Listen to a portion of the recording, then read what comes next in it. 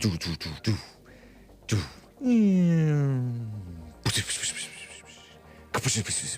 And we're off. And I should have Dylan Burns on air with me as a guest in the next few minutes here. I wanted to ask Dylan Burns this my guest when he comes on. Hopefully he comes on today. That is it true that you may not know this, that the water and fuel and electricity that Hamas, not Hamas, but that Palestine, Gaza gets is given for free from Israel? Yeah. That's true? Yeah. Because, you got callers talking about they're occupying and stealing land. No, they are not. And that is not I don't know why they're waving this flag. That's not a country. It's not recognized as a country. Well, it is among some people. So, I mean, but whole countries. These countries may be stupid, but they're recognized by several countries. They are. Well, countries that are what? Against who? Against Israel. But that and isn't who else? against America. So you don't go with that. That's not really recognized as an official country. And if you were, why do the Israelis have control of your water? That's wild. That's what I want to ask Dylan when I get to him. Or tax America? You think they're going to turn our power off? They can't. Right. It's an interesting situation. No, that stuff's been going on since 46. And a lot of younger people are beating the drum, not even knowing what they're talking about. Here's the deal. War is ugly. It sure is, man. And if you don't believe that when you lose a war, what happens after the war, just ask Japan and Germany. Yeah. Okay. Hey, Dylan, you know what? Do you want to talk briefly with my guest, Dylan William in California? Hey, Dylan, thanks. Dylan Burns, host of Dylan Burns TV, Dylan Burns 1776 on Twitter. Been on my show. I've been on his show. What's up, Dylan? You're live and jumping right in with William from California. I don't know if you've heard him talking about Israel. I heard very little. I just got in here, so I'm a little late. I had to pick up some water. The last thing I want to do is be trapped in my studio without water past curfew. Because then I can't do anything, so I had to pick some up. Very sorry. Good morning, Dylan. No worries, man. I appreciate it. I know you're in you're not in a cushy situation necessarily there in Ukraine, right? Somewhere. Yeah, I'm still in Ukraine for one more month. Then I'm going to head home, be with family for Thanksgiving and Christmas, which I think is important. Then I'll be coming back over here early next year. Okay. He's been on the show before, I think, right? Yeah. Dylan Burns, young man, Democrat activist and war correspondent. Yeah, he's a war correspondent in Ukraine, and he knows a lot about. Safe over there, man. I mean, yeah, I think he's trying to be careful. Yeah. Can he hear us? How you doing, Dylan? I can hear you. Yeah. How you doing this morning, man? I have a really messed up sleep schedule due to doing my show at late. So even though it's a little later for me, this is still early for me. But I'm feeling good. Everything's doing okay. What time is it out there? It's past 7 p.m., but I do my show from 1 a.m. to 5 a.m. when I'm not out east filming. Yeah. So for me, this is actually quite early. Yeah. Yeah. Well, I appreciate you getting up early to come on Hake. That's not an easy thing that you're doing, Dylan, because there have been people to cover wars before, like Vietnam, and some of those reporters had to pick up M16s to save their lives. Wow. So war's not pretty. Yep. Yeah, no, war's not pretty. That's for sure. Yeah. Oh, can you put them on the screen? You trying to get it? Trying to get the what? You trying to get it? Oh, okay. Yeah, he's not on screen yet, but anyway. Dylan, while I have you with William, what do you say about Israel? Would you consider them an apartheid state? Are they occupying Palestine? Is it legitimate to consider Palestine a country? What do you say to that? So stuff. It was being asked, and I didn't hear much of the back and forth, but I heard some of the conversation about people not recognizing Palestine as a state.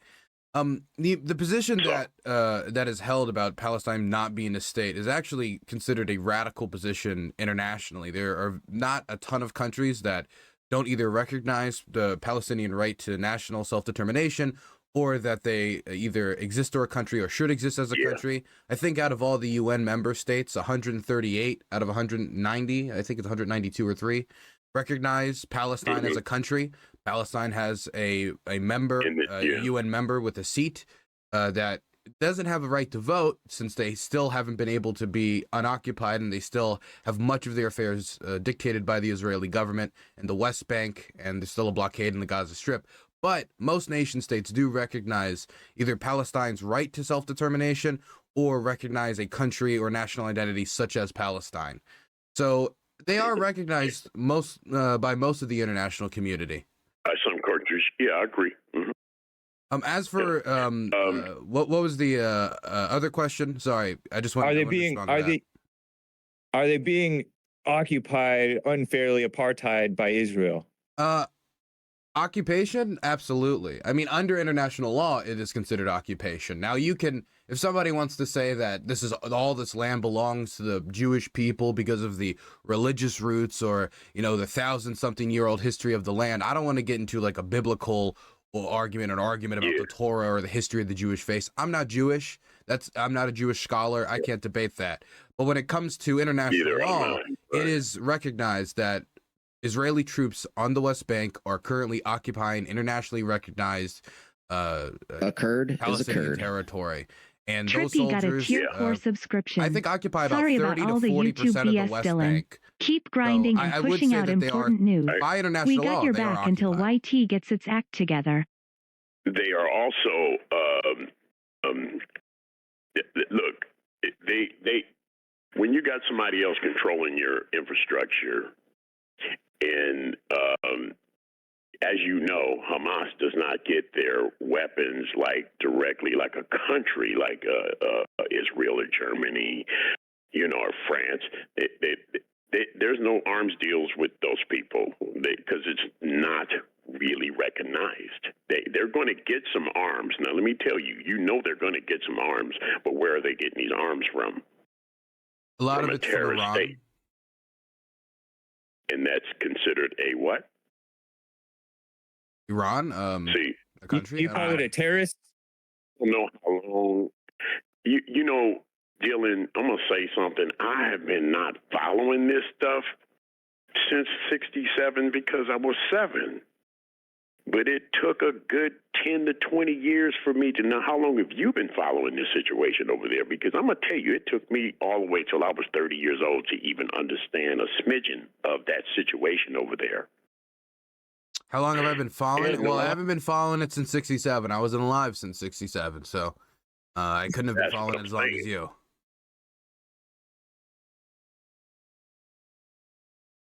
I'm just letting you know, it took me a long time to understand that because I have friends that are Jewish and I have friends that are Palestinian, Mm-hmm.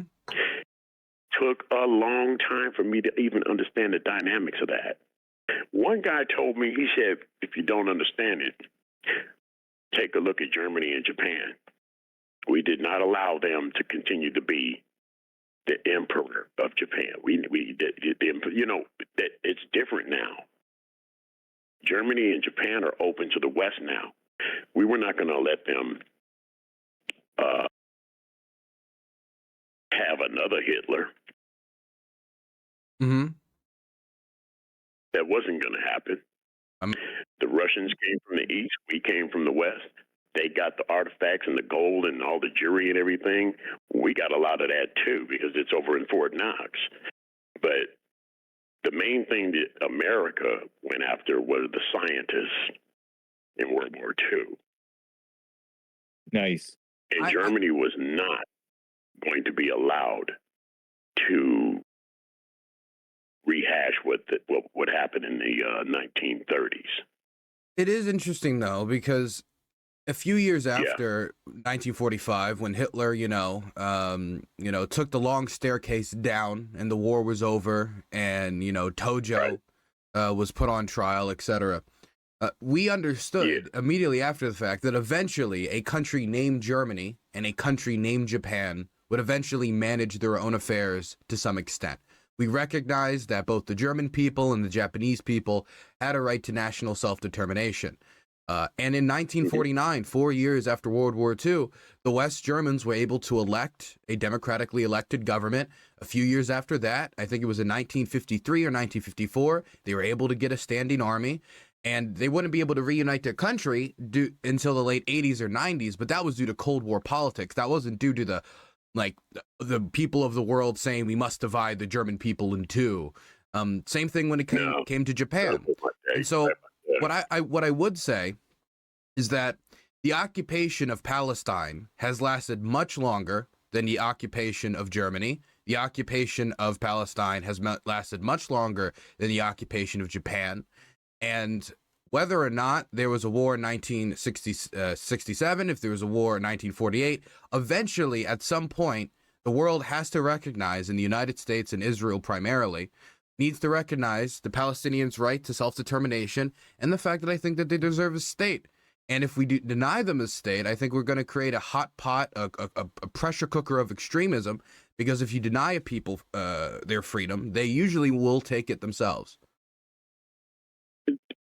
Based on their behavior, do you think that they deserve for somebody like Israel to recognize them as that such? You mean based on the behavior of the Palestinian people, the behavior on Hamas, the behavior of who specifically? I beg your pardon? The behavior of the Palestinian people generally, the behavior of Hamas, the behavior of Fatah, I know where the you're behavior going of with this, because you know what, Dylan? A lot of people don't realize that Germany, as far as Germany, with the Hitler situation, it's not German people who were bad. Mm-hmm. We have to think about what Hitler did, okay? He was a dictator and a crook, and basically the SS was a gang. And we get, can you hear me, Dylan? Yep, we can hear you. Fine. Oh, okay. Sure we can hear you. It wasn't the German people. If you think about what Hitler did, he did it in a really slick way. He took away every Second Amendment right they had. He first removed the guns from the citizens. Yeah, well, I mean, they didn't have a Second Amendment right, but he did say no guns. Yeah, he took all anything to defend themselves. He took all of that away from the German people. That's something that ain't going to happen here in America, because that's when you're going to have real trouble, and then somebody will step in like a Joe Biden or Obama and say, it's world government now, and I'm in charge, and I'm going to be in office forever. You know, people think that America is a democracy. America is a republic. That's the difference between us and England. We kick their butts across that river and say, we don't want that over here. We want 4, no more than 8, and you're done. Your reaction to that? Go ahead. I don't know how much firearms would have changed if the people had the right to bear arms in Germany, how much that would have changed World War II or Hitler's rise to power and control. Because if the people have guns, you still need to convince the people to turn those guns against the government. And up until the collapse of Hitler's regime, the broad majority of Germans did not oppose the regime to a point where they would be willing to pick up arms, in my estimation. If there was a period, I'd be open to hearing it. It would be a lovely thought. I think that the groups that would be most willing to would end up being the Jews, political dissidents, maybe German communists and groups like that, that'd be willing to continue to resist Hitler's regime. But honestly, I don't think it would have been enough. But we're guessing, we're estimating. We have no clue. History went a different way, so I don't know for sure. Bringing it back to Palestine, if we recognize that the German people as a people aren't necessarily rotten, and so they deserve to have a state, even though their nation committed the worst crime against the Jews of the 20th and 21st century. But 4 years after that, 4 years after the worst crime that had ever happened to the Jewish people for anyone living to remember, Germans were able to have their own state. or at least have some culmination of a state in West Germany, even if it wasn't united. 4 years after the fact. Right. Palestinians have been denied a state for 60, 70, 80 years going on now. And so at some point, no matter how this military operation goes in the Gaza Strip, the Palestinians need to get a state, or we're going to end up right here again with another Hamas attack. Maybe it'll be a Palestinian Islamic Jihad attack, and then the conflict will continue to perpetuate. And so I do believe that Palestinians, yes, deserve to have their own state. I don't think they deserve that. William, I have to let you go, but I have a super chat that I would be remiss in not reading before I let you go. Not the one on Streamlabs says William is annoying and not funny or entertaining. Wow. Don't attack William like that, chat. Saturday Night Live if you're looking for entertainment, because me and Dylan are talking business here. So I appreciate your way out of it. Take care, William. Appreciate you. Thank you. All right. So Dylan, I had a question for you, man. Dylan Burns is with me and he's live on screen now. Nice. Appreciate you coming in. Dylan, what do you think about, I saw this post from Sarah Silverman. I was perusing your Twitter, Dylan Burns 1776, and half of it is just complaints about being demonetized at this point. I saw that. Man, I wish you well with that. That's a pain. Thank you. Demonetized on YouTube. See, it even happens to the liberals, guys. Because Dylan Burns is a liberal. It was for harassment, they said. Harassment. Yeah, like, so don't let me harass you while I'm on the platform, Hake. Please check me on that.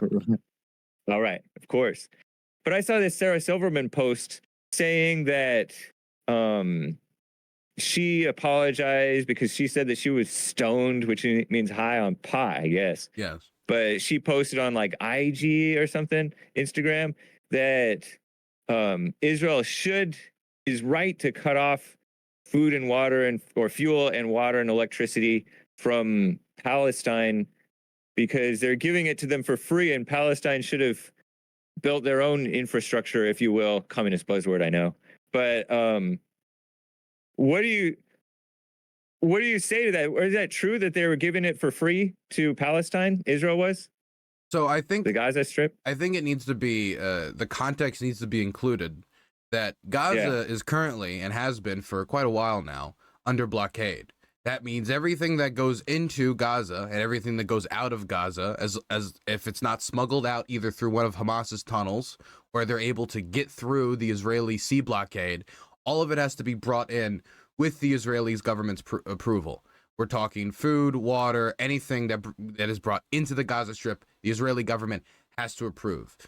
The water infrastructure in Gaza is this. I forget the exact amount of years. I think this is since 2006, actually, since Sharon pulled out, I believe. So this has been like this for like 15 years. And so with 15 years of an economic blockade, 15 years of being, honestly, this is part of it too, being run by Hamas, which isn't the best, I would say, bureaucrats around town. The infrastructure in the Gaza Strip is not doing too hot. And so a few years ago, I forget exactly when it was, deals were made for Israel to provide water and food supply into Gaza because they controlled the transition of food, water, and all other supplies in the Gaza through the blockade. Now that the war has sparked between Israel and Hamas, Israel has decided to cut off water and food supplies and fuel supplies and electricity supplies that were passing through Israeli territory into the Gaza Strip. And Egypt wasn't allowing that either. And so the Israeli government threw out the argument that if they want this water and food and all these supplies to return, then Hamas simply has to release the hostages. That was the argument. I saw Mark Lamont Hill on Al Jazeera, which is funded by the Qatari government. I should mention that. Questioning, I think it was the former deputy foreign minister for the Israeli government about this issue, and he reaffirmed that was the reason, that they wanted them to give up the prisoners and then they would restore the water supply and the fuel supply. That could be considered, and the president of the UN, Guterres, recently brought this up to the Israeli ambassador. That could be considered collective punishment, where you are punishing the entirety of the Palestinian population in the Gaza Strip for the actions of Hamas. and saying that if Hamas gives up and Hamas's actions are paid for, that they, give up the hostages, etc., then we shall continue to fund, not fund, but, supply these resources to the Gaza Strip. And I don't really agree with that. I also don't think it necessarily weakens Hamas that much. Hamas has tons of fuel, water, food, and all these supplies built in their tunnel systems to last them for a very long time. And the people who are first going to start feeling the pain from these things being cut off, it's going to be working class Palestinians, people not affiliated with Hamas, people without connections in the Gaza Strip. And so that would show that Hamas doesn't care about the people either. Oh yeah, which I mean, I guess 100%. everybody already knows that. I would agree with that. Like, if I was Hamas, I'd give up all the hostages immediately right now. But I'm not Hamas. Man, what you just mentioned reminds me, and then I'll get back to calls, because I have callers who want to talk to you. At least one anyway, at the moment. You're in Ukraine right now. Yes. And I listened to this podcast about Ukraine, so I'm an expert now. I'll have you know. This guy said that basically, he didn't use these words, but Putin is in basically like fighting with a tar baby situation right now, where the more he fights, the more stuck he is. And he's really stuck now in a bad situation, because he was told that this Ukraine offensive would last less than a week. It would be over real quick. But now it's going on 2 years or something. And now there's been millions of Russian lives lost and Russians maimed and hurt and family members. And so politically, he has to have something to show for all of this cost of lives and limbs, if you will. Otherwise, he's going to be in major trouble. And the outside world has already kind of threatened him with, war crimes and things like that. So he has to either win or that's his only choice, or at least present something that looks like somewhat of a win. Have you considered that his position? Is there truth to that? Well, I would first say, I don't know where you got the millions number. The highest estimation that I've seen was from British intelligence, and they said that the total casualty count for the Russian armed forces at its highest point from their estimation, and they had a broad range, was 480,000. And that would even include the temporarily injured that can return to combat. So the Russians have still lost a lot. They've lost more than the Ukrainians. I believe that linked Jack Textera document said that for every one Ukrainian soldier that dies, 2.5 Russian soldiers die.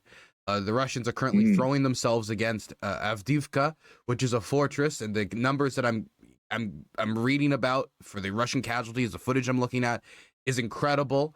They're throwing people in almost like it's a meat grinder. So I would just dispute the numbers. But when it comes to Putin's political investment and the stakes for him now, he really has kind of put all of his chips in one basket.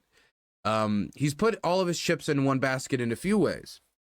And the first way, as you mentioned, is politically, where Putin has advertised himself as the person who brought Russia out of chaos. He brought economic, military, and political stability out of the chaos of the 90s after the collapse of the Soviet Union, when Russia was humiliated in front of the world, et cetera, et cetera, et cetera. So if he invades Ukraine under this idea it was going to be a 1-week operation, and then turns around, comes back and says, actually, it's not a 1-week operation, it was a multi-year operation, and we lost Crimea to the Ukrainians. They took back their land. It would be politically devastating for him. It could mean the end of his regime. And so there is a lot on the table for him politically. There's also a lot for Russia militarily on the line, I think geopolitically on the line, where a lot of Russia's allies, or allies, quote unquote, whether it be Kazakhstan or other Central Asian allies or Belarus, they are looking at how this war turns out and how well the Russian military performs to judge whether Russia is a good ally or not. We can see from Armenia's experience that Russian overinvestment into Ukraine and them hyper-concentrating on this war is hurting them elsewhere. It's hurting them with their deployments in Africa. It hurt them in Armenia, even though I don't know how invested they are in protecting the Armenians anymore. It's hurting them politically in countries like Kazakhstan, which are taking more and more American and Western official diplomatic visit, because these countries are looking how Russia's performing, seeing how much they've stretched out their forces, and thinking, if we had a security crisis in our country, if there was some revolt or there was some invasion, some insurgency of some sort, could Russia send 100,000 troops to help us out? Could Russia send in troops like it did last time into Kazakhstan to put down the rebellion? I don't think these countries have a major confidence in them to do that. And if they lose the war after over-investing in the war, that's only going to send that message tenfold. And then you could start to see Russia's alliance structure break down. I don't want to make any predictions, but these are the things that are going to be on the minds of Russian military thinkers, Russian, politicians. Now, I also want to add here that whether or not something is politically unacceptable doesn't mean that it still can't become reality. The idea of the Soviet Union invading Afghanistan and losing to a bunch of, and I don't mean to be mean by this, but a lot of them was illiterate goat herders and, farm hands. This is something that happened in the past already? Yeah, this happened in Afghanistan. This was the Mujahideen. The Mujahideen, supplied by the United States, and most people don't know this, China as well. China helped them as well, was able to defeat the Soviet Union, a military alliance much stronger than Russia today, which included more countries than Russia today has, contributing to its war effort in Ukraine. And in 10 years, they lost, pulled out, and then the Soviet Union collapsed.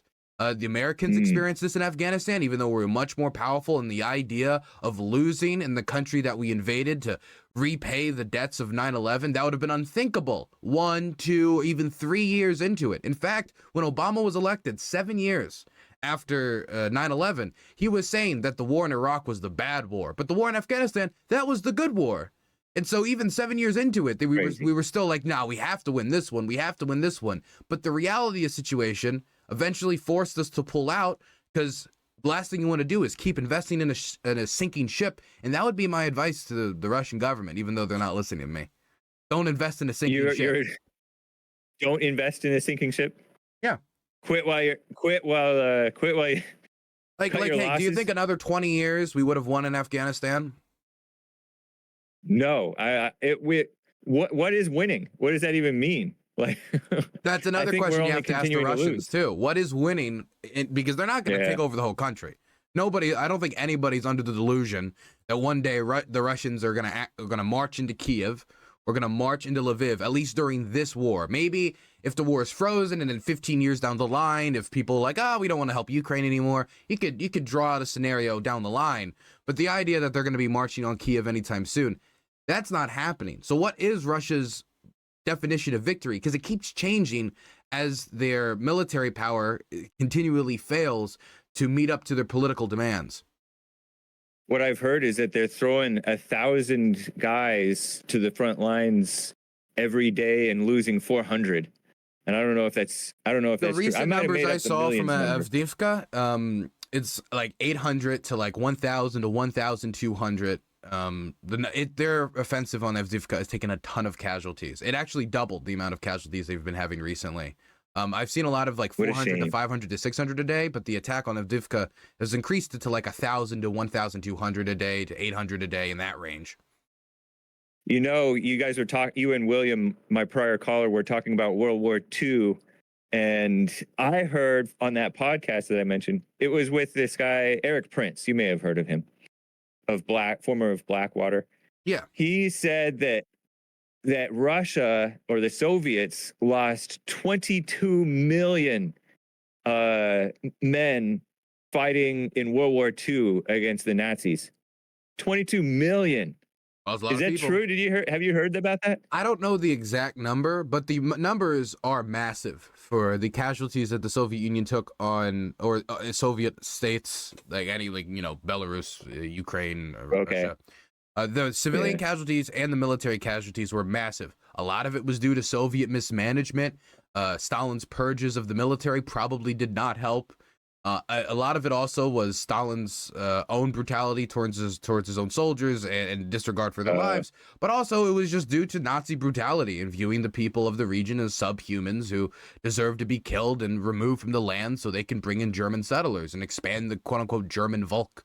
The Ukrainians, actually, I think, were the ones that contributed as a percentage, I think even as a total number, the most military casualties to the struggle against Nazism. I think it was like 4.5 to 5 million as a single country, which is incredible when you think the population of Ukraine today is 44 million.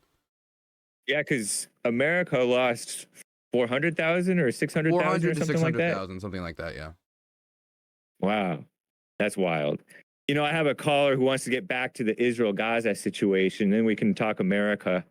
Sure. I don't know how much time you have for me, Dylan, but I appreciate you coming on here. Happy to be here. Latin A in Cali, as opposed to Latin X, it's Latina in Cali. You're live with Dylan Burns, Latin A. How are you doing? Hi, thanks for taking my call. Yeah. Hey, Dylan, what's the capital of Ukraine? It's Kiev. I'm sorry, could you say that again? Kiev. Okay. So I'm not really sure what's going on with Palestine, or if it's a state or if it's not a state, but it kind of sounds like some group of idiots like Antifa, who claim to maybe be like a certain religion, went to a little tiny town and set up camp there and declared it their nation, and they blocked off the roads and just took it over. And like the U.S. government has no control now over it. Is that like Chaz and Chop? Or is this a new thing, or is this like the Chaz Chop stuff from a few years ago in Cali?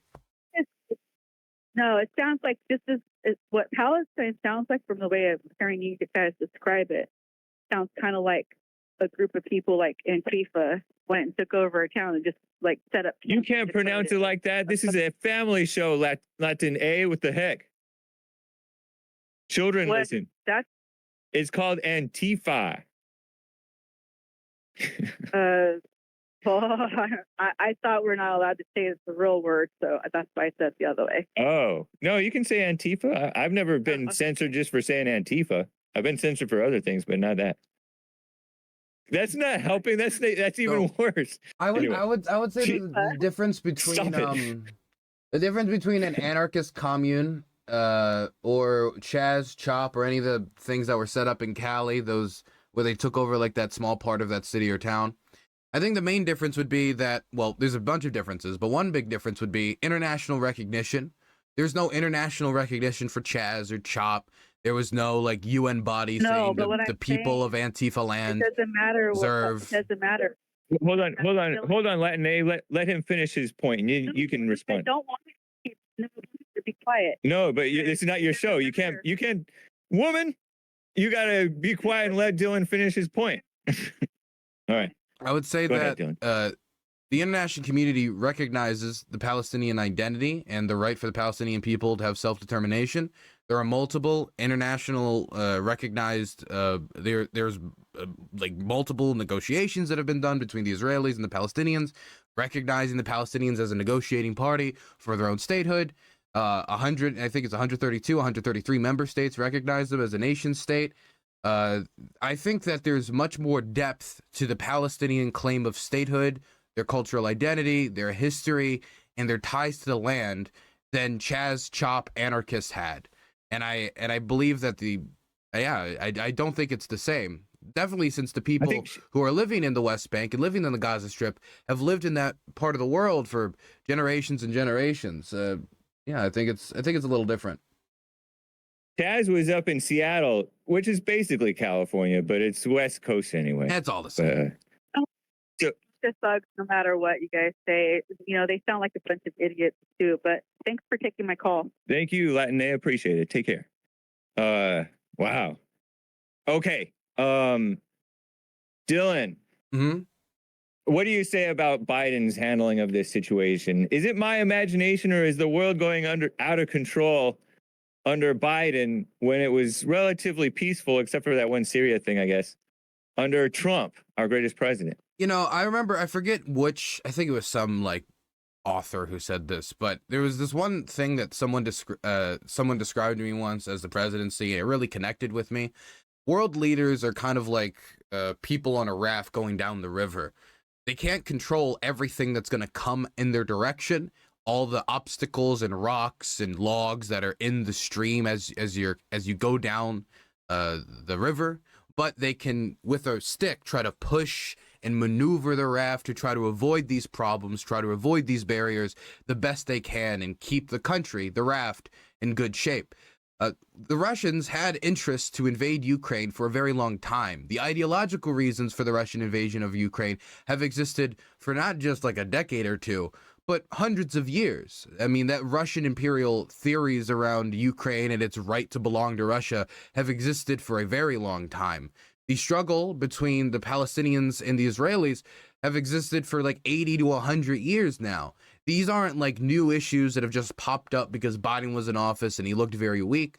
I think these are issues that have been boiling under the surface or have existed on the geopolitical scene for a very long time. And now that the issues have come up again, Biden has to do his best to try to deal with the issues. Just like Donald Trump couldn't have controlled the fact that COVID broke out. It's not like he's in Wuhan, you know, on the ground with like some disinfectant, you know, trying to stop any diseases from coming out of there, right? So I think the presidency isn't as simple as Biden was in office, an international crisis started while he was in office, therefore it was Biden's weakness that's caused it. I think that's very America-centric thinking. And you don't think that had anything to do with it, though? You don't think Trump could have had some sway of power, influence, calm, mutual benefit, let's make a deal type of thing, whereas Biden was kind of with Israel and Palestine, especially there. Not. Because it was Trump who made the last offer. Well, it was him and Jared Kushner, who was his daughter's husband, who's been appointed Middle East peace broker for some reason. He doesn't have experience. I don't know why he was appointed that. I think it's probably because was he successful in making a few peace deals, though? He was successful in helping to facilitate normalization between a few states. I don't know about any peace deals, but I also think that these were negotiations that were going on much before he got in the office. I think the reason he was appointed was because his last name is Trump. But putting that aside, Donald Trump made the last pitch for Palestinian and Israeli peace, and the pitch didn't work. The Palestinians rejected it outright and wanted to legalize the West Bank settlements, which are illegal under international law, and it wanted to exchange the land that they would take with land in the middle of the desert for the Palestinians that has no industrial capacity, has no anything, just land in the middle of the desert. Obviously, Palestinians did not want to give up their olive fields for sand, and so they didn't accept the deal. And I don't think that Trump showed his, special deal-making and negotiating abilities during those negotiations because they failed. So I don't know of any skill he showed in the region or with negotiating this crisis that would say to me that he could have convinced Hamas not to carry out this attack or convince the Israeli government not to respond in the way they are. I just don't see Biden as like a serious person, and much less so the people that he appoints and or his administration sends over to do these deals. I heard that before, I guess he sent some woman who used to be a social worker over to Putin's people to try to convince them not to invade Ukraine or something like that. Is that true? I don't know exactly who you're referring to. There is a lot of times, definitely when communication breaks down or relations are really bad, sometimes nation states don't want to communicate directly. And that's been a problem, definitely during the start of the Russian invasion of Ukraine, that there wasn't a lot of direct communication between the United States and Russia. And when there was, Russia the whole time was denying that they were going to invade while also asking for concessions. So it's like, what? I'm not a threat whatsoever. But, I mean, this would be a good time to give me concessions on these issues. So it was difficult to negotiate with them in the first place, because when one side is denying the situation that's about to happen, it's harder to, have a fair shake. But there are these things called back channel negotiations, where if the government doesn't have a formal line of communication, they'll find some third party and they'll then create an informal line of communication. This is how you'll get people who are maybe not top level diplomats, but maybe businessmen or acquaintances with both President Joe Biden or Vladimir Putin or some other official that ends up acting as back channel communications. So I could have ended up being a social worker, but I also don't think that's not necessarily a bad thing. I think the Biden administration making sure that there's always some channel communication open with the Russians is good. We're two nuclear armed states. We're on two different sides of an ongoing war. I think it's important for us to stay in active communication. You acknowledge, though, that Biden is quite weak and not respected on the world stage, right? What do you mean by weak? Or do you? Like physically weak, or do you mean like politically? Like what do you mean? He doesn't project actual strength. Like he, as a man, just doesn't seem. As a man, he plays tough, but he doesn't seem tough. He doesn't seem like a man of his word. Truly, he doesn't strike fear or respect into people's hearts. You think that Trump feels like more of a man of his word? Yeah, definitely. I don't know, man. It feels like he went back on a lot of either commitments or back on a lot of deals. For example, pulling out of the Iran deal did not make us look like America stands by its commitments. It looks like America made a commitment and then within a few years pulled back on that commitment, which embarrassed our European allies and completely tanked the Iran deal. Or we could look at, for example, him pulling out of That was under Obama. That was like a bad deal, the Iran nuclear deal. Well, whether you think it's a bad deal or not, it was us pulling out of a commitment we made.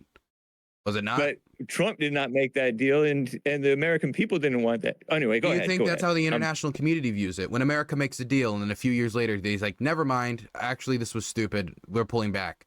That's not how the Iranians view it. That's not how the Europeans view it. The way the world views that is, American leadership is unstable.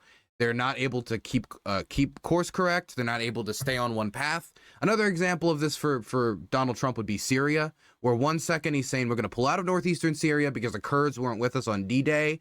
Next week he's saying, actually, no, that's a bad idea. Sometimes these decisions are being made in the middle of the night, flip-flopping on it, back and forth, back and forth. I don't think that Trump is considered somebody who sticks by his commitments on the international stage more than Biden. Definitely, since Donald Trump is also somebody...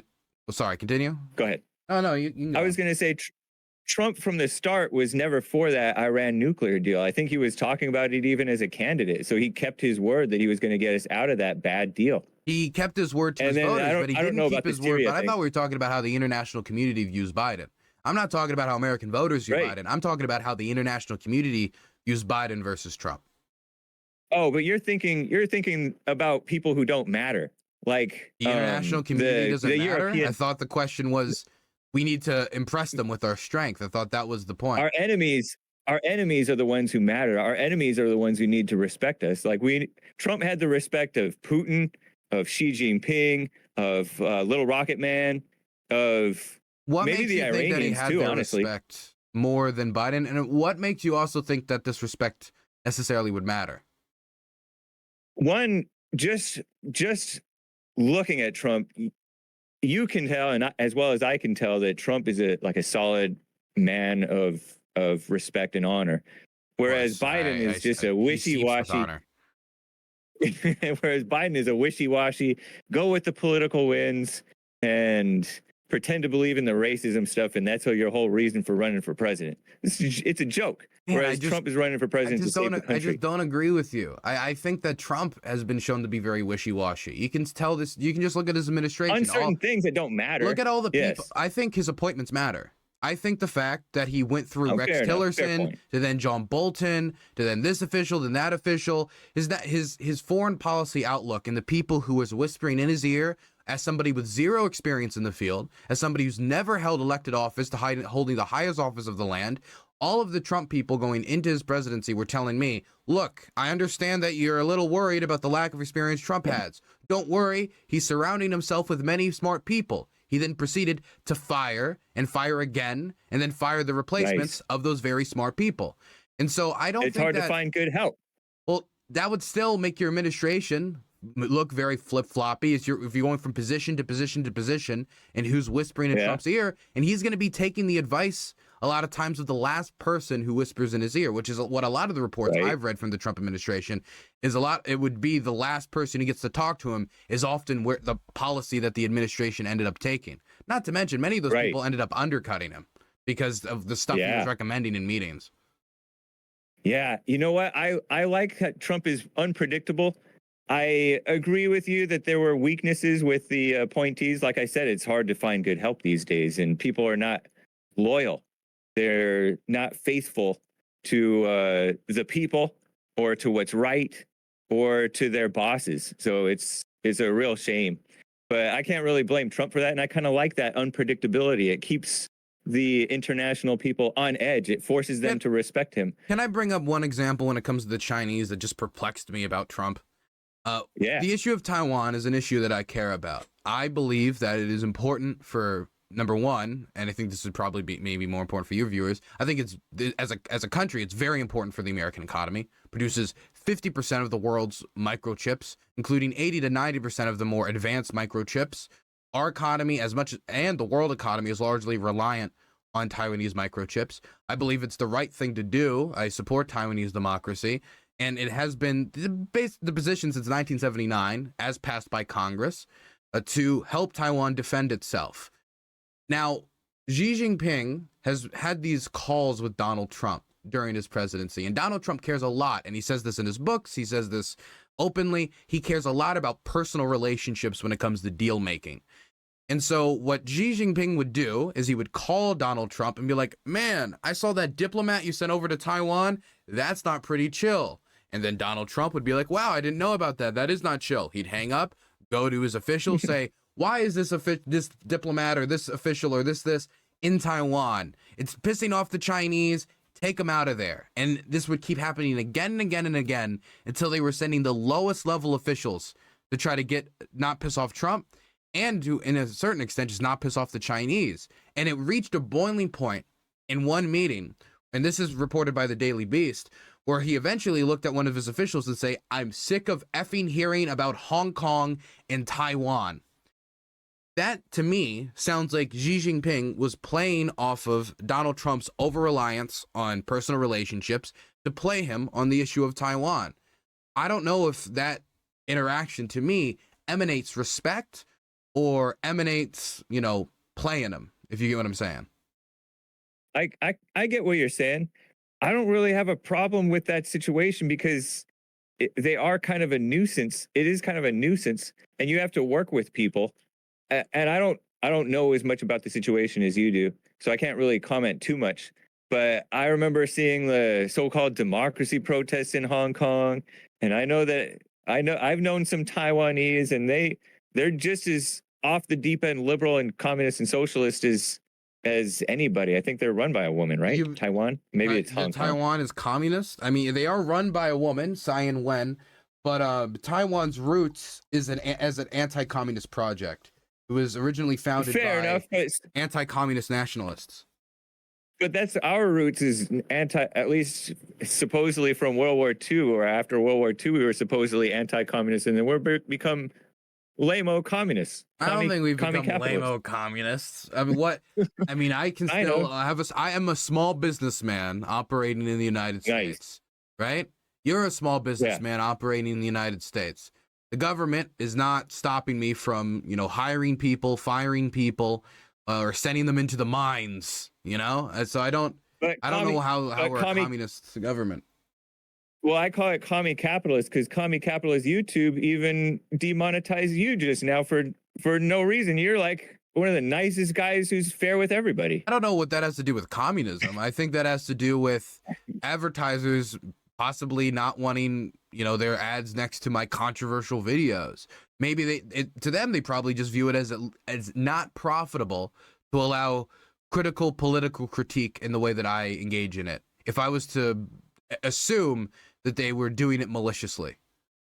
But you well know that this targeting of advertisers and the fact that these advertisers, they're not Christian capitalists. Christian capitalists would never censor you. Only commie capitalists would do that. I don't know if that's true. I mean, we can remember during the invasion of Iraq, what would the Dixie Chicks, came out against the Iraq War. They said it was very bad. They said it was very awful. Yeah. And then mostly it was the Christian right who said this is terrible. This is awful. How dare you not support the troops? They started getting yanked off all the radio stations because they didn't want to offend the largely Christian right-wing movement that was against them. So I don't necessarily think that a Christian capitalist couldn't end up censoring somebody. Fair enough. Fair point. You got me there. I don't know. Can you stay until the bottom of the hour? Sure, I got nothing else to do right now. I'll stay. Just for you, Hake. I appreciate it, man. Appreciate it. Thanks for bearing with me through that break. I have some super chats, man, and some of them may pertain to you, so I want you to be able to chime in. Sure. Evil is still real. Says, man. Okay, he says kill their. He says seems to be the idea is kill Hamas soldiers and Palestinian children, grow up and replace them. To win, Israel needs to bomb schools, daycares, and hospitals. In one generation in advance, keep water on and poison it, which I, of course, disavow because that's wrong. FTW, which means forget the world or for the win. I don't know which. Triple exclamation mark. Yeah. I don't know the meaning of that. Evil is still real, but that sounds... Some people stoop to that level for sure. People get carried away in wars. I know that's some evil stuff. I do not think. Well, number one, the Israeli government actually did at one point try to poison the water of the Palestinians. That was in 1948. They tried to poison their wells during the Nakba. Wow. So that wouldn't be the first time that this was. They failed. There was a failed operation. Deadly poison. Oh yeah, they were trying to poison wells in Palestinian villages to basically force the people to leave. They ended up forcing them to leave in other methods, but that was attempted. I think there was some documents leaked on that like a year or 2 years ago. Ben Gurion's government. But poisoning water is obviously evil, and if the more you brutalize the Palestinian population, many will go into exile, and then they'll hold a grudge against Israel for the entirety of their life. And I don't think it's going to necessarily bring about peace. I think that the only way to bring about peace is to find some settlement that everyone can live with. If the Palestinians can't live with it, they're going to make themselves be heard. You sound like Pat Buchanan there. You familiar with Pat Buchanan? I am familiar with Pat Buchanan. I saw a clip on a guy on the JLP network, American Anchor Baby, I guess, who showed a Pat Buchanan clip talking about how, you know, you do these evil things, bombing of people or killing of people, and then the little kid grows up to be an angry Hamas terrorist or whatever you want to call it, a soldier. Yep. So it happens. I mean, if somebody came to your town and bombed your hospitals and bombed your community centers, killed your family members and pushed you off your land, yeah, that's a pretty radicalizing environment. If I said, you know, Chinese soldiers have come to Hake's town and they destroyed your town and destroyed your local school and occupied it and said, we're going to make this land China and we're going to push out all the yeah, that would be a pretty radicalizing environment. Now, that wouldn't be wise for the people who are observing this situation to say, oh, these people are victims, and justify their overreaction or their violent overreaction against the Israelis. I think you can call out like oppression and occupation, but at no point does any occupation or any oppression justify mowing down random children, grandmas, or civilians in their homes. It didn't do anything to achieve Palestinian liberation. It didn't do anything to advance the Palestinian cause. It didn't make the Palestinian cause look good on the international stage. And if anything, it gave the Israeli government political wiggle room to engage in the operation that they're engaging in now. It's one thing to target military targets, which anyone under occupation, I believe, at least has the right to engage in that type of resistance if they want to. If they believe that that's the correct strategy to achieve the liberation. But there is no situation where you can deliberately target civilians and that's okay, ever, period. Interesting, man. You know, in the Bible, you've read the Bible, I think. In the Bible, God told the Israelites to just demolish certain towns and not even leave women, children, or even animals. And sometimes the Israelites did that, and sometimes they didn't, and they either felt bad for the women and kids, or they were greedy and kept the animals alive and didn't kill them. But there were times where God told them to do, like, just get rid of everything. Do you have a take on that at all? You know, I'm not at all suggesting that Israel do that to Hamas or Palestine or anything. I'm just bringing it up because it made me think of it. Go ahead. Well, I would say that, you know, our standards have changed a lot since the Old Testament. And also the Old Testament did have an update. It was the New Testament. And a lot of the rules that the Old Testament goes by, whether it goes to like shellfish and, you can't eat shellfish, you can't wear clothes of mixed fabric. While a lot of times people call out like, why don't you follow these rules and you follow the other rules, is because that there was updates to the religion as time went on that changed the standards by which people practice the religion.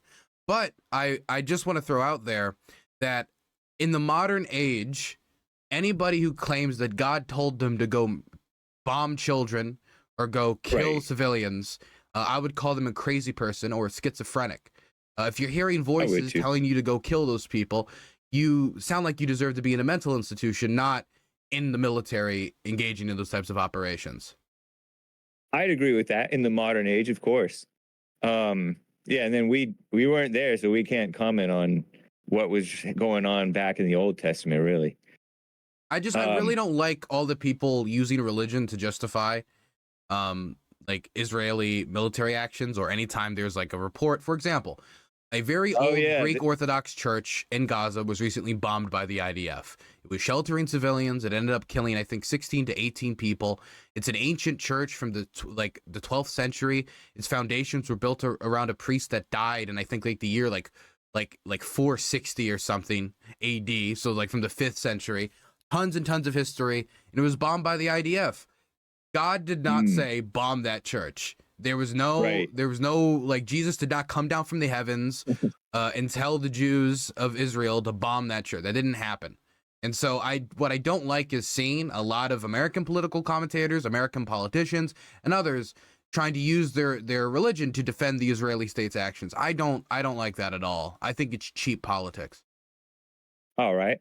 Let's get to a call before you have to go here, Dylan. Art in Ohio is on the line.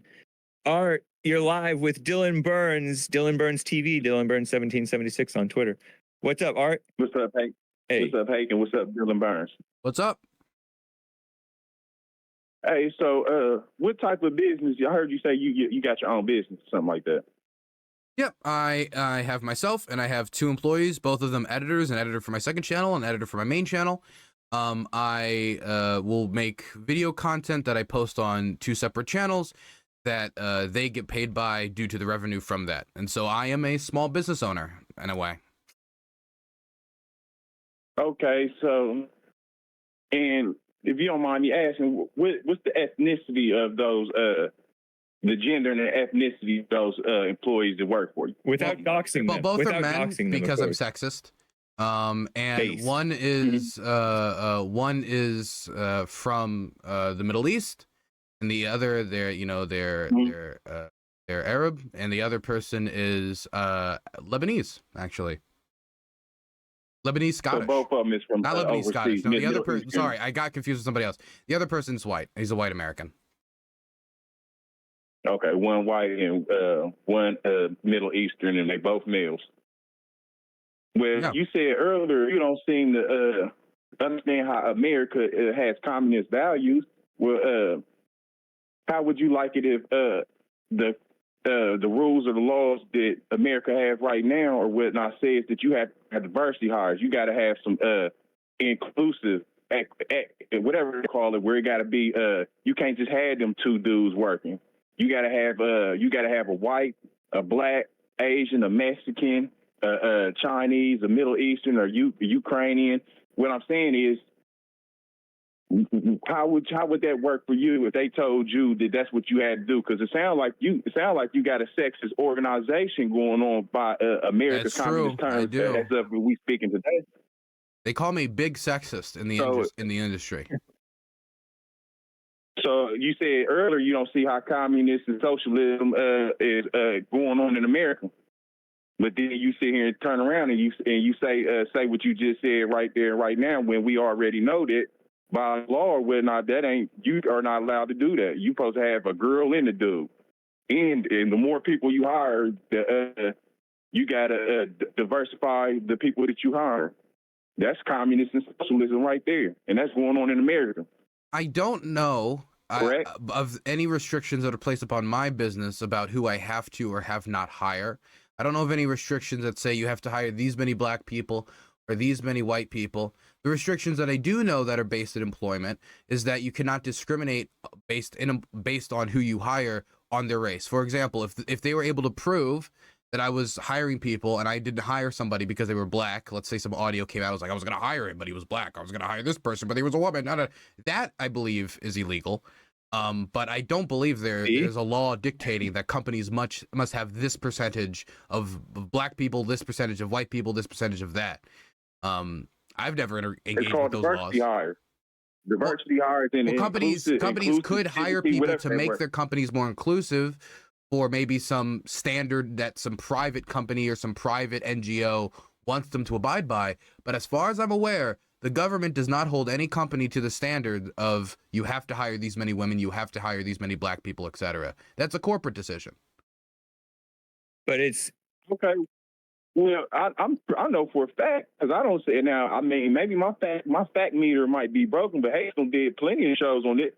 Plenty of videos on this show went out the Hake Report where that some of these big, larger corporations had to hire diversity hires, and they had to have a certain amount of when you say females had to, and a certain who amount made of them have to do it? Was it their group. company that there was like there's some advisor they brought in from like Harvard or something who said it'd be really good if we had more Chinese people in the company? Or was it Joe Biden or government official came in and said you have to do this? Because those are two different things. If Walmart wants to go out and get some person to come to the company and say it'd be really good if we had more Filipinos in the company, like that's like I don't like that's they can do that as a private corporation. Unless we think we should restrict the government should stop them from doing that. I'm trying to think of an instance where this is the case. The only case where this might be fact or this might happen is with government contracts. If the government's handing out a contract to some company, there might be some hiring practices involved or some standards that the government wants that these companies would abide by when it comes to hiring and diversity. But that's doing contracts with the government, which no private corporation has to do. Public or private or whatnot. I don't know if it was Nike, Coca-Cola. It's been happening. It's been going on, and it ain't just no government jobs as you would allegedly say. It's been private and public corporations. Yeah, more but than likely who's making them do that? That's what I think's important. Like if I went out and I said I'm going to start a competitor to Coca-Cola, and I'm going to hire only like the most diverse thing ever. It's like there's going to be one person from every country. It's going to be like the United Nations at my Coke competitor. I can do that as a private corporation if I want to, right? But that's different than the government telling me to do it. But we have de facto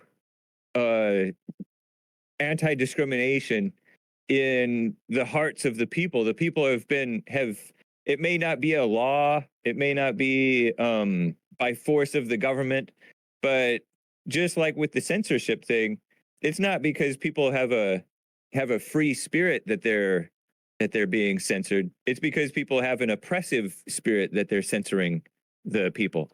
You know, the corporations have an oppressive spirit, and the advertisers have an oppressive spirit. They don't have a free spirit. So same thing with this fake diversity value. Like we have Ketanji Jackson in the so-called Supreme Court because of kissing up to the black woman hire type of a thing. Yeah, I don't know if you follow my point. I don't know how to express it very well. I don't know about the free spirit stuff. That doesn't really connect with me very much. I do know that Joe Biden said, and he said this openly, that when he had a Supreme Court nominee, he would choose a black woman. I don't know. I don't think that's something, if I was running for president, I would announce this is the race of the person I will be hiring before I hire them and look at all the qualifications. That's not something I would do. But also, that is a far cry from just laws enforcing it. You could say you don't agree with that mentality while also saying that that's not the government forcing people to engage in like race communism or whatever we were referring to. Yeah. All right. I appreciate it, Art. You know, I got to cut it short because I want to respect Dylan's time, but I appreciate you, man. Quick. Go ahead. I can take a few more questions if you want. I'm fine. I've got nothing else to do until like 6. Oh, okay. All right. 6 Eastern time. So my thing is this: if that is what the Supreme Court and the police force is doing, they're doing that because they're able to show that if they're not hiring these females or these other ethnicities, that is discrimination.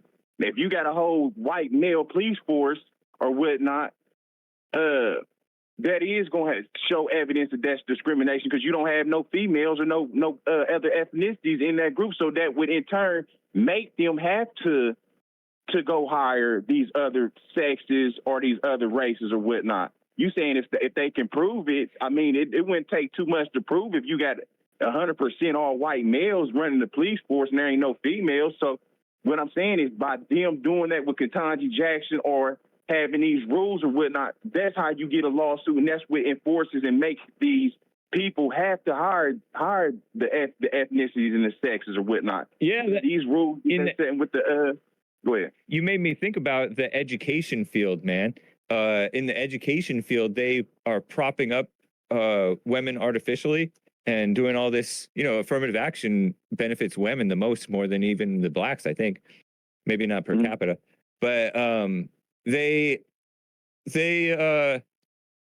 they're like undermining the men and killing the spirits of the boys, and then artificially propping up the girls and setting them up to make them think that they want to be these what is that word? Ambitious young women who want a career. And that's what a setup for misery for everyone. You follow what I'm saying, Dylan? I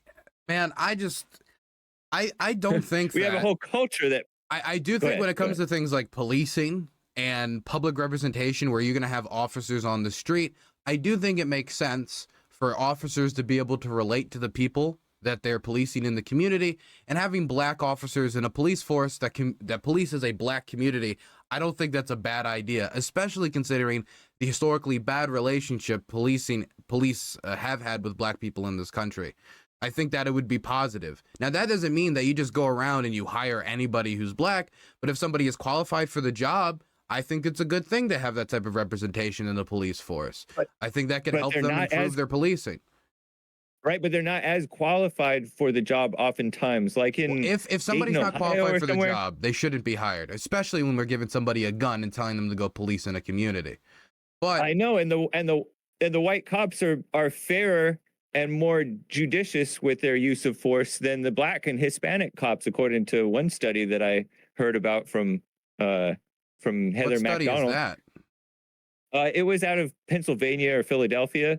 The white cops, per this study, were less likely to errantly shoot an unarmed black suspect than the black and Hispanic cops. How do you compare? How do you collect that data? Was it like a test, or was it like did they just look at all the police shooting data or what? Yeah, I don't know. Heather McDonald reported it from her book, The War on Cops, from several years ago after the first Black Lives Matter insurrection.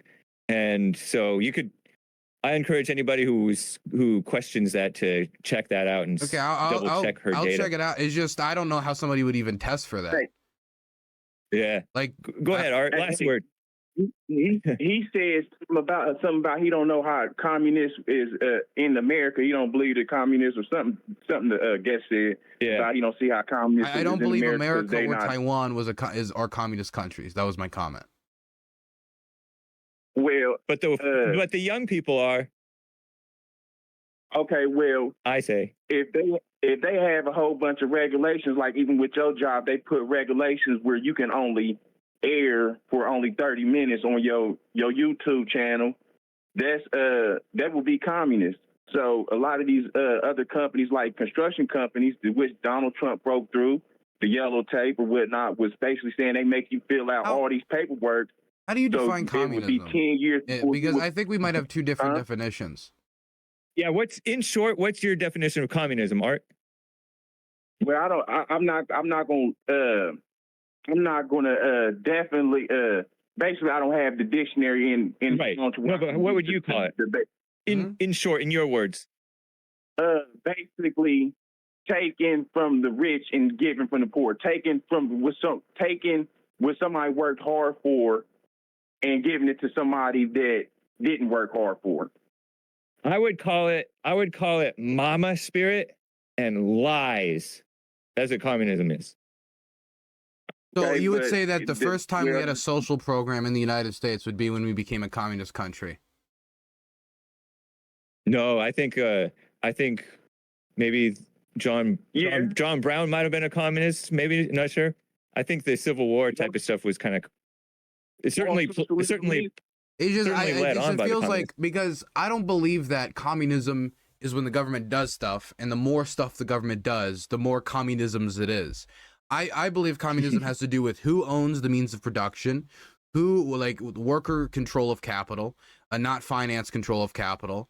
And that is just something that does not exist in the United States. Communism is still used as an attack by both the right and sometimes the left in order to attack the other. I don't, and when I say the left, I mean like Democrats and Republicans. Right. I don't believe that we would, under any like classical definition of Marxism or communism, be considered a communist country. If the standard is the more social programs, the more communisms, or if you have social programs, you're a communist state, then this would mean that I think basically the vast majority of UN member states are communist countries. Yes. So, actually, I would ask what country isn't communist. That would be my question. That's a good question. Go ahead, Art. Good question. And I don't have an answer. Yeah, me neither. What I'm saying though, with them regulations, you might have a company that already know how to do that, to do them that paperwork, and the government the government might be in bed with that company or whatnot because they do it for a cheaper price, but the cheaper price ain't always good work. When you can have somebody that is familiar with the paperwork or whatnot, the yellow tape that they put up or whatnot, and they might charge a little bit more, but they're going to give you better work. But the government won't go with that because they familiar, and that's why I say that's communist, because you're not letting the person with the best do the best job be able to get the work because you putting up a whole bunch of yellow tape and you picking and choosing who you want to let do these jobs. That's communist. Or red tape. Government.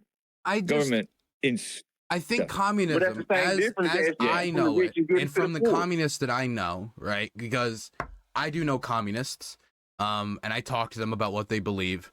Under no discussion that I've had with communists that call themselves communists, that have read Marx, that believe in the theory, that believe capitalism will collapse and the workers shall rise up, none of them say to me that our plan is to increase the regulations until communism comes about. And the more regulations we have, the closer we've gotten to communism.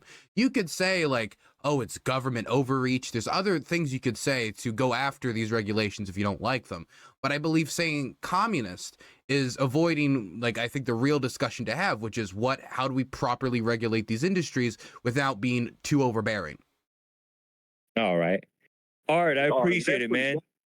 Yes, sir. I'll catch you later. We rolling with Trump. Indeed, we are. Take care, man. Maze, my favorite caller from the sundown town of Dayton, Ohio. Thanks for holding, Maze. You're live with Dylan Burns. Dylan Burns, thanks for holding over, man. Time you have to take the ill and uninformed and help them out. What you have done today, and I'm happy to hear what you did. Because when you talk about Palestine, if they were there first, why don't they have an army and somebody to protect them like the other people that's on their property have? And who's there to protect them? And if they go do all this stuff that they plan on doing, are they going to give those people their land back after they get the people that work with them at one time? I didn't hear the second question. I heard the first question. What was the second question? They want to bomb up their whole country and just take it and do it the way they want to. Are they going to get off of it when they finish? Or are they going to stay there? Oh, those are actually two really good questions. Now, the first reason as to why the Palestinians don't have an army, they have competing political forces. The Palestinian people are not united politically. In the West Bank, there's Fatah. That's the ruling party. That's the Palestinian Authority there. While in Gaza, they have Hamas. They're the ruling authority. Both have ruled since 2006. They haven't had an election in 15 years. I think it was 15, 16, 17 years. The majority of the people in the Gaza Strip today did not vote when Hamas came to power. And even when the vote did happen, it was a divided vote. But the point is that the Palestinian people are divided, and so they don't have one unified together force. In fact, even in the Gaza Strip, there are different forces. There's Hamas, there's Palestinian Islamic Jihad, and so there's a bunch of different competing Palestinian political factions, many of which have armed wings, which act as the de facto, quote unquote, military of the Palestinians. There are other nations in the region that also support the Palestinians, either through diplomacy, through shipping weapons, or support certain organizations in Palestine. I don't think shipping weapons to Hamas is supporting the Palestinians, but you get what I'm saying. They support those armed groups. So I think a big reason why the Palestinians don't have an armed force is because of that division. And it's also because they don't have control of their country. If you don't have a control of your waters, you cannot accept weapons being shipped overseas. You cannot ship in tanks. You cannot ship in jets. You cannot ship in the things that you would require for a modern army. That's a big reason why Hamas relies on so many, unguided rockets that are not exactly the best. It's because that's all they can really make. That's all they really have available to them. As to the second question, what is Israel going to do after this is all done? And are they going to keep the Gaza Strip? Are they going to leave? Are they going to stay in the Gaza Strip? This is the question that I think is most pertinent going into this war, because the Israeli government has not made it clear what they intend to do once they take over the Gaza Strip. All they have really expressed is that they're going to go into the Gaza Strip, they're going to take out Hamas, and everything past that is kind of a big question mark. And I remember what Joe Biden said during his speech, to not be so hasty after the attack on October 7th, that after 9/11, Americans were very outraged, but we made certain mistakes. And one of the main mistakes I would say that we made is when we went into Afghanistan, we didn't really have a well thought out follow-up plan. And Barbara Lee was the only person who voted against the invasion of Afghanistan, not because she didn't think we shouldn't take out Al-Qaeda. Every single elected American politician believed we needed to take out Al-Qaeda and kill Osama bin Laden. The reason she voted against it was because she didn't believe we had a plan afterwards. And I think that those words became, kind of prophetic after, when we took over and we started to build up the Afghan state. John Bolton, even going into it, there were still disagreements about what we were going to do afterwards. I think it was John Bolton who believed we should invade Afghanistan, then drop the Constitution and leave. Say, here's the Constitution, figure it out. So I don't know what the Israelis are going to do. I've seen some Israeli think tanks that are aligned with Benjamin Netanyahu's government talking about permanently taking over the Gaza Strip and removing it of its population, which I think would be considered ethnic cleansing under international law. I think that's a horrible idea. I think it'll perpetuate the conflict more. The best case scenario is that they remove Hamas and then return control in Gaza to civilians through a democratic election, then leave after a successful invasion. If they're going to invade, I think that's the best case scenario. What path they're going to follow, we still don't know, and the Israeli government has not given many signals. And also, Dylan, I have one more thing to say. Now, if you got representatives up in Congress, shouldn't they look like the people that put them there, not look just like one group of people, and they got to make laws for everybody, which they don't feel the same way about everybody? That's not fair, is it? No, why should they look like the people who they're representing necessarily? That's racist. Well, when somebody says look like the people, I think a lot of people assume when somebody says that they just mean race. I don't just mean race. I mean income. I mean background. I mean experiences. I want our legislators to be able to relate to the people in their districts. But income, if you're a bum, and you become a representative. I don't think all Americans are bums, and therefore they elect bum congressmen. I know, but there's a significant population of bum Americans, right? Can you tell me the bum district that they're going to elect the bum congressman? Where's the bum congressional district? I don't know about Bumville. Look at what's his name, the tall guy who now has a mustache. He used to have a beard. Goatee, you mean John Fetterman? I like Mr. Fetterman. I agree with most of his politics. He's a very nice man. Yeah, he's nice, but I don't think he's... The only reason people call him a bum, right, or call him that thing, is because of how he dresses. It's not because of his behavior outside of that. But I don't think that being a bum is just about how you dress, right? I don't think it's that simple. The communism, unless they've been to a communist country. And that's why they have laws in this country, because this country used to mistreat people. They had to make laws in order for people to get paid and get jobs. Not necessarily. People they were making nothing. So now they can make money. And just because you own a business, just because you started at the bottom, that don't mean you taking from the rich and giving to the poor. Because the poor is the one that made you rich. And you're not giving them anything. They just working and you getting richer and richer and richer. Not necessarily, man. I like this the viewer. rich This are viewer's why the smart. poor have jobs. In some cases, like Trump is rich, but he made a lot of people. He gave a lot of people a living by employing them. Well, you know, I would point out there's a lot of corporate subsidies that are given to people who design. That's the bad thing. Hold on, Mace. Not the laws that he broke. They don't want to talk about the laws he broke because it don't matter to them. Right. Okay. Go ahead, Dylan. There are so many companies, especially when it comes to the pharmaceutical industry, that rely on government subsidies or take large government subsidies to do research, development, or fund their corporations. If the American government is going to be giving American taxpayer dollars to these companies to sponsor the development of these medicines, I believe that these medicines should be given to Americans at either an extremely low price or subsidized in some way to price cap these medicines for working class people to be able to afford the things that they helped fund. And that's the thing that really gets under my skin, is it feels like when we talk about, you know, oh, we're doing government handouts and we're just giving away all the taxpayer dollars. This is only ever brought up when we're talking about Medicare, Social Security, food stamps program, the child tax credit, and things that help working class people. This is never brought up when it comes to the large corporations that get government subsidies, whether it's the agricultural industry, the pharmaceutical industry, whether the oil and natural gas industry. I really believe, I'm not saying that there's never a good reason for the government to subsidize a company. There could be a good reason, but what I am saying is that this thing goes both ways. The government is not just out here to look out for these corporations, they're out here to look out for the American people and make sure they get a fair share of the economic pie. I don't think the American government should be subsidizing any of that for the most part, because the subsidizing these in the healthcare industry has only made things more expensive, just as it has with the housing. I don't think it's the subsidization that made it more expensive. I think it's price gouging and the greed of the industry that has made it more expensive. I don't know how subsidizing any company would make it more expensive. A great example would be the agricultural industry. Oh, you got to read. Our sponsoring of the agriculture industry has made food products less expensive. Go ahead, Mace. Last point. Those are the people that's getting rich, and the people that's doing the work not getting anything. They should be getting a stipend from it. Our tax dollars paying for it, so we should get something out of it just like they do.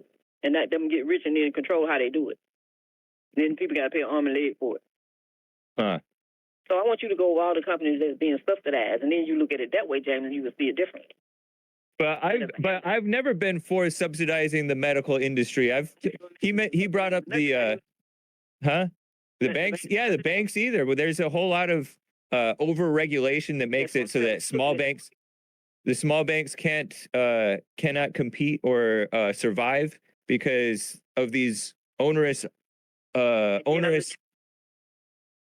No, I'm talking about onerous regulations and all these things, these hoops that only the big businesses can afford to jump through. So the small businesses can't keep up. They can't afford to do it. So they don't survive, and so there's less competition or innovation. What do you think of the CHIPS Act, Hake? It's up all the time. What's the CHIPS Act? The CHIPS Act was passed by the Biden administration with a bipartisan coalition like the cable companies, its own companies, and everybody else. Mace, hold on. He asked me about the CHIPS Act. The CHIPS Act was a piece of legislation that the Biden administration passed with a bipartisan group of Democrats and Republicans to invest a sum of money, I think it was like $50 billion, something along those lines, into microchip manufacturing in the United States. So this means American subsidies, government subsidies, going into companies to manufacture microchips. The Biden administration did this because they understand that having all of the world's microchip industry concentrated in an island that could be invaded by China is probably not smart for our economy. It's not smart for our national defense because many of these microchips are needed for our weapon systems. It's not smart, period. And so the government took American taxpayer dollars to invest into these companies for American national security interests and our economic health. I think that was the right thing to do. It seems that basically every Democrat agreed, and I think the majority of Republicans agreed with this as well. But this is an example of the government, quote unquote, giving a handout to these private corporations. But I think that it was necessary for our national health. I mean, our national economic and security health. That may be the case, but it was a they would have been better off had the government not been in the way in the first place. And I don't trust anything the Democrats or a bipartisan group do. So I'm leery by definition of like how that happened, not by definition. But I guess you get the gist of what I'm saying. Hopefully that answers your question somewhat. Can we really say that it's just like red tape that's holding down the microchip industry? I think our transition into a service economy is a little broader than that, right? There's a whole lot of things. If we got rid of minimum wage, if we got rid of welfare and unemployment, and we got rid of there's a whole lot of things that we could do to free up the economy and businesses to be. Are we sure that again? if these microchip plants decided they were going to pay less money with less benefits, have less safety regulations, that would attract more people to come and work at these companies? All safety regulations are not actually beneficial. Well, a lot of them are, though. Some of the regulation, a lot of them are, that's fine. But a lot of it isn't even, it's like the government playing helicopter parent mama on people who already know what to do, you know? But anyway, Maze had a last quick point in question, because I don't think there were... represent you in your district that you live in, and they redline like they're doing in Alabama, and gerrymandering, and all that stuff. What do you think about that? What do we think about gerrymandering? I mean, I'm not a big fan of gerrymandering. I'm from Maryland, and we're one of the special states where the Democrats actually got to practice gerrymandering, and I was against it in Maryland, and I'm against it in Republican states as well. I believe that making sure that everybody's vote counts, making sure that their vote isn't weighted against them because of where they were born, I think that's important. Me too. So it was nice talking, and have a good day. Thank you, Maze. And you also, too. if the Supreme Court justice is there, she was qualified for the job that she took. I doubt it. But thank you, Maze. Wait, what do you mean you doubt it? You don't even know what it is. What legal commentary has she given that would disqualify her from the job? You asked me for a legal commentary that she's given that would disqualify from the job.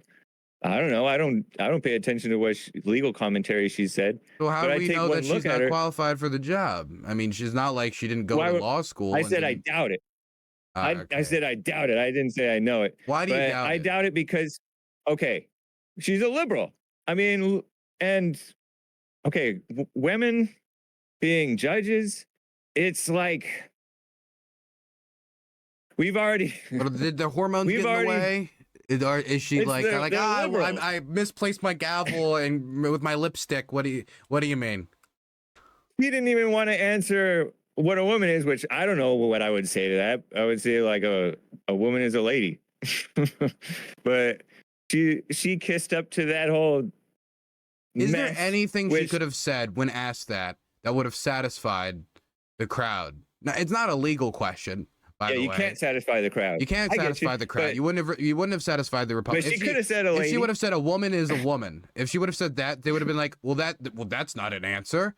And then they would have been say, see, she can't answer it. If she doesn't answer it and she refused to answer it, then they're not happy. If she says, well, woman is a complex social, then nope, that's some liberal nonsense. There's nothing she could have said that would have satisfied the crowd.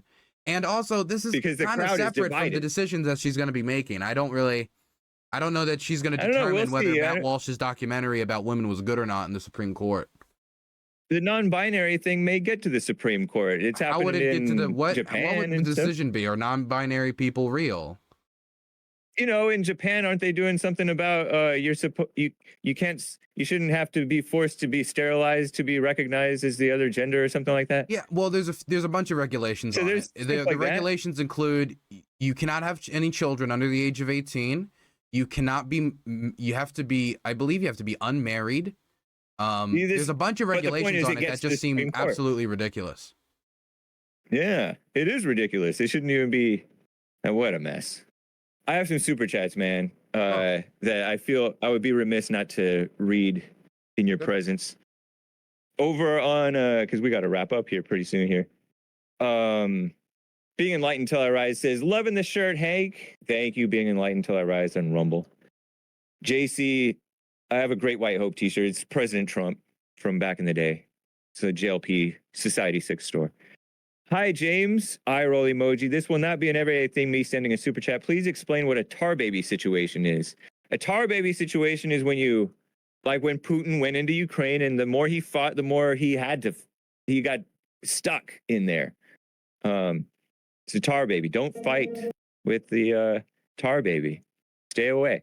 And why do you always tune out my brother Freddie, Frederica? That's rude. I would say it's rare for you to say appreciate your fans. Not a fan of yours, by the way. I'm going to have to read this one tomorrow, man. It's too long. Oh, he says, Dylan. Dylan, stay safe. Whoever sent that super chat to William today deserves a medal about William not being entertaining or funny. And then he says, people whom I hate. Okay. The King of Graduates says, please don't forget to ask Dylan if he feels Trump should be arrested. Do you think Trump should go to prison? Wait, okay. Should he be arrested? I think he already was arrested. So that's not really. Right. So, okay. I mean, should he go to prison? I mean, I have to look. I have to wait for the case to present all the evidence. I have to look. And I don't know why people are so quick to like decide Trump has to go to prison or he doesn't have to go to prison before all the evidence is laid out. I believe that he committed crimes when people committed crimes on his behalf, whether it was the illegal accessing of voting machines, whether it was that call with Brad Raffensperger. I believe he's committed crimes. Whether or not he ends up meeting the standards necessary to go to prison, especially when, and I know that in the eyes of the law, it shouldn't work like this, but we also live in the real world, especially when he's the former president of the United States and the attention that comes with that. I think the odds of him going to prison, actually spending time behind bars, I think is not particularly high. I think the odds of a guilty verdict are much higher than people are suggesting. All right. It's interesting that people are entertaining this as if it's like a real case and not just like a political attack. I mean, it is on a our real greatest case, president. right? I mean, if I told you, if we found evidence, It's a kangaroo that, court. if we found out that Joe Biden sent anybody to illegally access voting machines, I would never hear the end of it till the end of time about how this is evidence that the Democrats rigged the vote. But when people did it on behalf of Donald Trump, all of the concerns about voting security went out the window, and now that violation of law means nothing to all of the people who so desperately wanted people to have voter IDs and have all these standards to have people vote. But if it's one of Trump's guy accessing the voting machines illegally, perfectly fine. I don't like that double standard. Was it before or after the vote? After but you're the in your vote. imagination about if it happened with Biden. I mean, if Biden, if it was after the vote, but it's still accessing people's private stuff. So that's still not accessing people's private information. You shouldn't be able to do that. You can't do that. If I did it, do you think if I broke in somewhere or I went and I illegally accessed voting data, that the book wouldn't be thrown at me as an average everyday American, that I wouldn't have some legal penalties for that? There would be the country would be divided over you as well, just as they are with Trump. That's true. People would come out and they would, they chant "lock me up," and they would also be, the ride or diers who would break me out of prison. Indeed.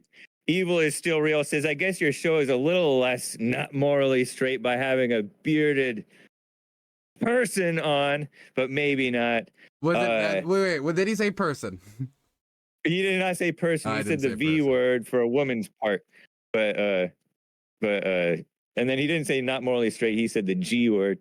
But Being Enlightened Till I Rise says, hey, great show, man. Good commentary. Great to hear Mr. Burns bring his views to the table, even if he's kind of liberal. Laughing face, sideways, tears coming out emoji. Dylan, man, thanks for coming on. It's been fun having you again. Thank you so much. You have a good one. All right, you too.